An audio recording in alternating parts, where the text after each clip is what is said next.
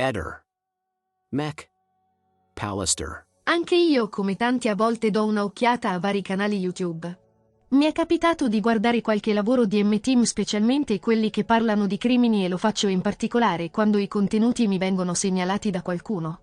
Tanti di noi si chiedono se la guerra tra l'Abruzzone ed M-Team sia una farsa montata per fare audience o sia reale, nonostante video, post, lotte social, interventi di avvocati, non si è mai giunti a nulla, e questo è strano. Tra i vari, il seguente video ha attirato la mia attenzione. Gruppi WhatsApp e social creati per interferire nel lavoro dei pubblici ministeri, ecco le prove. Arrivato al minuto 4 circa, ho riconosciuto la voce di una persona molto nota.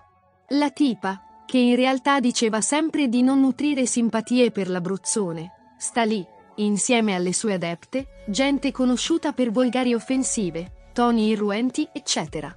Ma torniamo ora alla regina. Lei si è fatta conoscere su YouTube come K. Motta. Gestisce un gruppo, dove spesso scrive raccontando di collaborare con la giustizia, con la questura, la procura, buon per lei se lo fa. Ma perde la sua credibilità quando accusa svariati personaggi in modo veemente, volgare. Lo fa sia su YouTube che su Facebook, molto pesante, c'è andata anche nell'ultimo video di D. Nel suo gruppo chiuso, se non stai alle sue regole, sei una spia, ti accusa di essere falsa e via dicendo. Di ciò testimoni sono le oltre 100 persone ultimamente bannate, o le altre che bannate lo erano state in precedenza. Tra questi youtuber e gente di una certa cultura, non certo sono semplici creduloni. In poche parole, quasi tutti cacciati con la misera scusa di essere traditori. Ma traditori? Di che? Colpevoli forse di non credere ad ogni sua profezia? Se sei una persona all'altezza, eviti di rendere ogni luogo una bettola in cui si litiga, spesso non sapendo nemmeno perché. E basta ascoltare quel video di C per capire fino a quanto riesce a spingersi con le sue accuse. Speriamo abbia pure qualche prova ogni tanto, ma si rende conto che non è un giudice. Ne ha le libertà che si prende.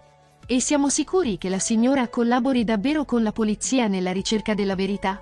Se così fosse, non uscirebbero dalla sua bocca tante chiacchiere aliene. Di solito le persone che collaborano con le forze dell'ordine stanno in perfetto silenzio, o erro? Che non sia presa tanto in modo serio lo testimoniano anche tanti commenti che si leggono sui social, e questi li ricevono in tanti, youtuber compresi. Le esternazioni di questa miss So Tutto Io e delle sue amiche che le credono ciecamente, scadono regolarmente nel ridicolo. Il suo modo di trattare le persone non è certo d'esempio. Dai suoi post emerge che questa Ale ha anche delle nemiche pericolose. Ci si chiede perché sono da lei così temute. Forse sanno qualcosa che la urta e la manda nel panico? Vi do un consiglio, cari amici: smettete di bervi ogni suo drink senza nemmeno analizzarne gli ingredienti. Ehi, non dimenticare di iscriverti a questo canale.